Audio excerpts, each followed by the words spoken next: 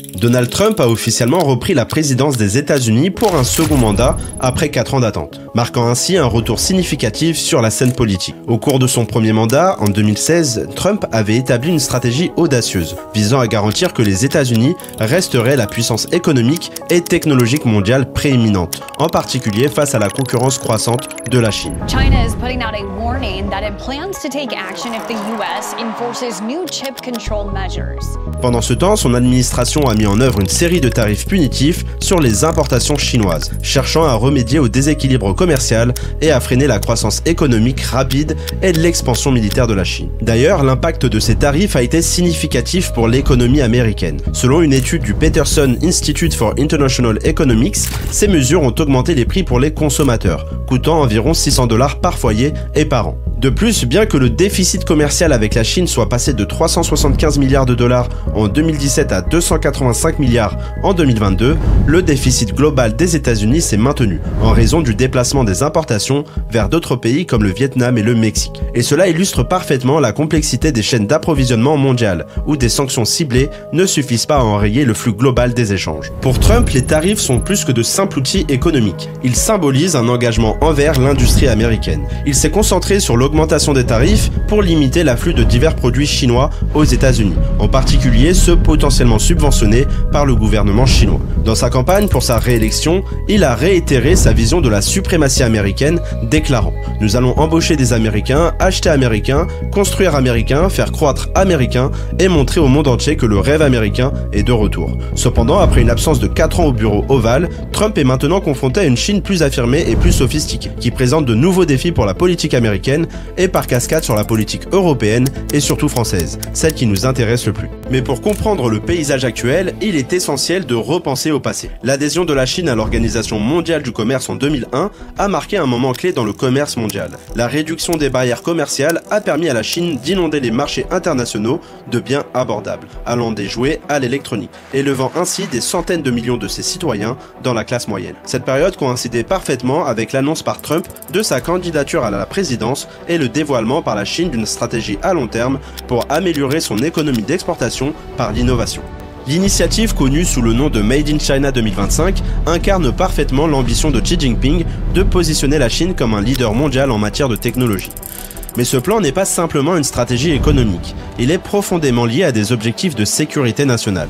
Les États-Unis l'ont immédiatement perçu comme une menace stratégique, incitant les administrations Trump et Biden à répondre avec de mesures d'urgence. Alors de quoi parle-t-on exactement? Made in China 2025, lancé en 2015, vise à transformer la Chine d'un simple centre manufacturier en un acteur dominant des industries de pointe. On parle ici de secteurs comme les véhicules électriques, les technologies de l'information de prochaine génération, la robotique, l'aérospatiale ou encore les infrastructures ferroviaires avancées. Mais ce n'est pas tout. Le plan ambitionne de rendre la Chine autosuffisante à 70% dans ses industries d'ici 2025 et de dominer les marchés globaux à l'horizon 2049.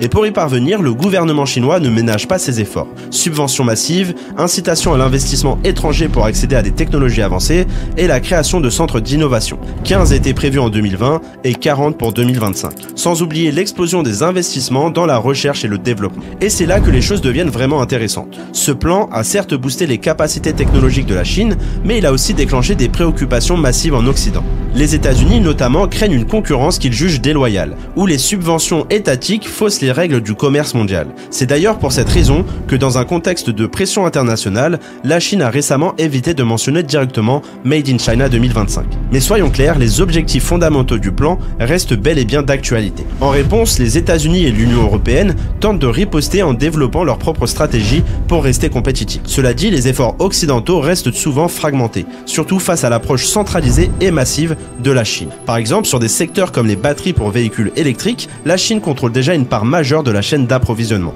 Et même si des initiatives américaines ou européennes voient le jour, il y a encore un écart énorme à combler. Les efforts de l'administration Trump pour freiner la croissance de la Chine Chine ont commencé par des tarifs et des politiques commerciales conçues pour rendre plus coûteux les frais de douane pour les entreprises chinoises à destination des consommateurs américains. Mais c'est aussi un moyen de remédier et de réduire le déficit commercial qui reste très important. Ce déficit se produit lorsqu'un pays importe plus qu'il n'exporte, et il a été un point de discorde dans les relations entre les États-Unis et la Chine. Actuellement, le président Biden a montré une réticence à lever les tarifs imposés pendant la présidence de Trump. L'impact de ces tarifs a été évident en 2023, avec le déficit commercial qui a diminué pour atteindre son niveau le plus bas depuis 2010, reflétant ainsi une baisse des importations en provenance de Chine. Malgré ces efforts, les capacités de fabrication de la Chine ont atteint des sommets sans précédent. Son excédent commercial dans les biens manufacturés est désormais le plus important par rapport au PIB mondial depuis les États-Unis après la Seconde Guerre mondiale. Trump a également mis en œuvre des mesures pour réguler les exportations de haute technologie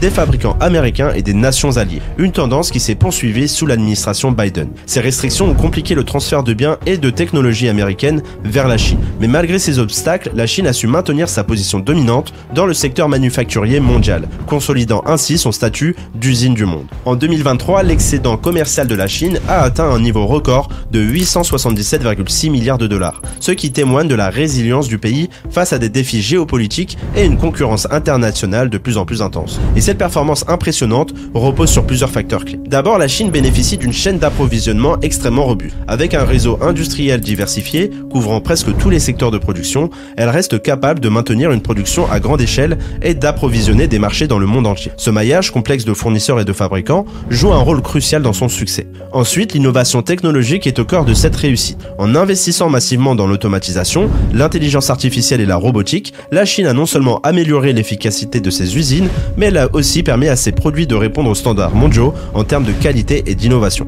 Cette montée en gamme technologique est un atout majeur pour la Chine qui cherche à se diversifier au-delà des productions basiques. Troisièmement, la flexibilité de sa production est un autre facteur clé. Par exemple, des villes comme Yiwu montrent comment la Chine peut s'adapter rapidement aux demandes du marché. Grâce à un réseau sophistiqué de PME et de parcs industriels, elle est capable de gérer aussi bien des commandes massives que de petites productions sur demande. Un autre point crucial, c'est l'écosystème industriel que la Chine a su bâtir autour des petits géants de l'industrie. Ces entreprises spécialisées au nombre de 12 000 jouent un rôle fondamental dans les chaînes d'approvisionnement mondiales. Ces entreprises, petites mais hautement technologiques, permettent à la Chine de maintenir sa place de leader en innovant sans cesse. Enfin, la diversification des marchés d'exportation a permis à la Chine de contourner les sanctions américaines et de réduire sa dépendance vis-à-vis de certains pays. L'élargissement de ses partenariats commerciaux, notamment avec l'Afrique, l'Asie du Sud-Est et l'Europe, a renforcé sa position dominante dans le commerce mondial. Malgré tous ces avantages, la Chine continue de faire face à ces défis: hausse des coûts de main-d'œuvre, tensions géopolitiques et un environnement commercial international plus incertain. Cependant, malgré ces obstacles, le pays continue d'attirer des investisseurs étrangers dans son secteur manufacturier et s'efforce d'améliorer la qualité de sa production en se concentrant sur l'innovation et la haute technologie. D'ailleurs, le gouvernement américain a pris des mesures significatives pour limiter la capacité de Huawei à vendre son équipement de télécommunications aux États-Unis et a réussi à inciter de nombreux alliés à adopter des restrictions similaires. Cela a créé une situation complexe pour ces nations.